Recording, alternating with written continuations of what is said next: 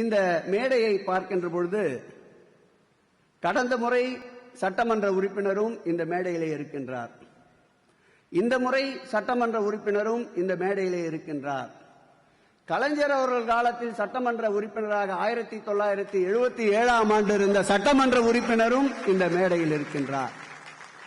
இது எதை காட்டுகிறது என்றால், பதவி என்பது திராவிட முன்னேற்ற கழகத்துக்கு பெரிதல்ல, கொள்கைதான் திராவிட முன்னேற்ற கழகத்திற்கு பெரிது என்பதற்கு இது ஒரு உதாரணமாக நாம் வைத்துக் கொள்ள முடியும்.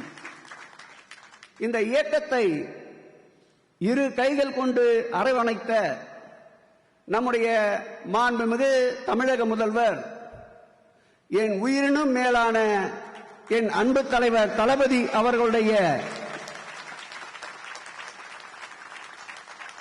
அருமை தளபதியாக,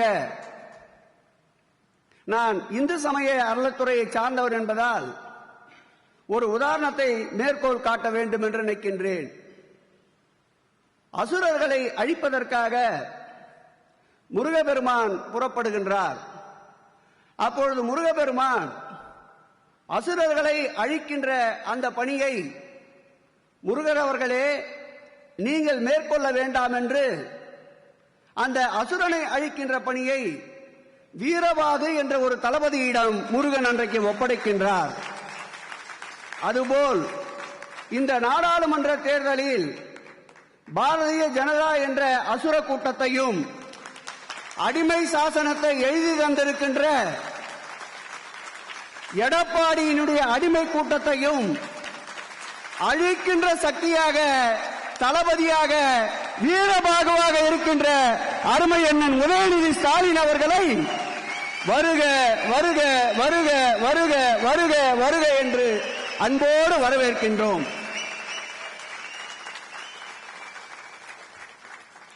இன்றைக்கு நாட்டிலே அரசியல் என்ற ஒரு போர் மேகம் சூழ்ந்திருக்கின்றது.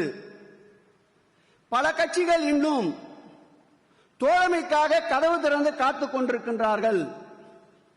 பல கட்சிகள் தோழமைக்கு வாருங்கள் வாருங்கள் என்று அழைத்துக் கொண்டிருக்கின்றார்கள். தங்களுடைய கொள்கைகளாக எதை வைப்பது என்று திக்குமுக்காடி கொண்டிருக்கின்றார்கள். ஆனால் திராவிட முன்னேற்ற கழகத்தை பார்த்தால் தலைவர் பல தலைவருடைய தளபதியாக இருக்கின்ற வீரபாகு உள்ளூர் முதலீடுகள் என்று இன்றைக்கு திராவிட முன்னேற்ற கழகம் தேர்தல் களத்திலே பந்தய குதிரையாக நின்று கொண்டிருக்கின்றது. பந்தய குதிரைக்கு நீங்கள் பார்த்திருப்பீர்கள், 4 கால்கள் தான் இருக்கும். ஆனால் நம்முடைய திராவிட முன்னேற்ற கழகம் என்ற பந்தய குதிரைக்கு 8 கால் பாய்ச்சலிலே இன்றைக்கு தேர்தல் வியூகத்தை அமைத்துக் கொண்டிருக்கின்றோம். தொண்டர்களை பற்றி கூறுகின்ற பொழுது ஒரு வார்த்தை சொல்லுவார்கள், மாளிகை முகப்பும் அவன்தான், மைய மண்டபமும் அவன்தான், கொடி கட்டுகின்றவனும் அவன்தான், கொடி ஏற்றுகின்றவனும் அவன்தான். அவன் அசைந்தால் ஒரு இயக்கம் அசையும், அவன் அடங்கினால் அந்த இயக்கம் அடங்கும் என்பார்கள். ஆனால் திராவிட முன்னேற்ற கழகத்தை பொறுத்தளவில் தொண்டனுக்கு தோள் கொடுக்கின்ற இயக்கம் தமிழகத்திலே ஒரு இயக்கம் உண்டென்றால் அது திராவிட முன்னேற்ற கழகமாகத்தான் இருக்க முடியும். இன்றைக்கு களத்திலே நின்று கொண்டிருக்கின்ற எழும்பூர், வில்லிவாக்கம், நம்முடைய துறைமுகம் 3 சட்டமன்ற தொகுதிகளுடைய பாக உறுப்பினர்கள், பாக முகவருடைய கூட்டம். உங்களை நாங்கள் எப்படி பார்க்கிறோம் என்றால், இந்த இயக்கத்தின் முதுகெலும்பாக பார்க்கின்றோம். இந்த இயக்கத்தில் ஒவ்வொரு பாகத்திற்கும் தலைமை தாங்குகின்ற சிப்பாய்களாக பார்க்கின்றோம். இந்த இயக்கத்திற்கு வாக்குகளை அள்ளித்தரப் போகின்ற வாக்கு வங்கிகளாக உங்களை நாங்கள் பார்க்கின்றோம். ஒட்டுமொத்தமாக சொல்ல வேண்டும் என்றால், நடைபெற இருக்கின்ற நாடாளுமன்ற தேர்தலில் முழுவதுமாக நாங்கள் நம்பியிருப்பது இங்கே அமர்ந்திருக்கின்ற பாக முகவர்களைத்தான், பாக முகவர்களைத்தான், பாக முகவர்களைத்தான். ஆகவே வியூகம் வளைப்பதற்கு,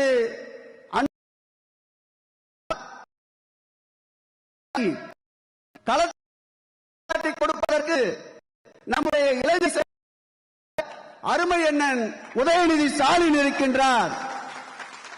செயல்படுத்த போகின்ற திட்டங்களை உங்களுக்கு வகுத்து கொடுப்பதற்கு சட்டப்பேரவை உறுப்பினர்கள் இருக்கின்றார்கள், பகுதி கழக நிர்வாகிகள் இருக்கின்றார்கள், மாநகராட்சி மாமன்ற உறுப்பினர்கள் இருக்கின்றார்கள். ஆகவே களத்திலே நாம் சுதந்திரமாக விளையாடலாம். என்னை பொறுத்தளவில் ஒரு 13-14 தேர்தல்களை பார்த்திருக்கின்றேன். வரப்போகின்ற நாடாளுமன்ற தேர்தலை போல் திராவிட முன்னேற்ற கழகத்திற்கு கண்ணு கட்டிய தூரம் எதிரிகளே இல்லாத ஒரு தேர்தல் இந்த தேர்தலாகத்தான் இருக்க முடியும். ஆகவே இந்த தேர்தலில் நம்முடைய வலிமையை மாற்றாருக்கும் காட்ட வேண்டும். தேர்தலுக்கு பிறகு சிறு சிறு குட்டிகள் உதயமாகும். அந்த உதயங்களுக்கு இந்த தேர்தலில் நம்முடைய உதயநிதி அவர்கள் ஆணி அடிப்பது போல் நம்முடைய வெற்றியை கழக தலைவருக்கு காணிக்கை ஆக்குவோம். இந்த பாகமுகவர் கூட்ட பணி இன்று தொடங்குகின்ற இந்த பணி இனி வீதிகள் தான் நம்முடைய வீடு. இனி வாக்காளர்கள் தான் நம்முடைய உறவு.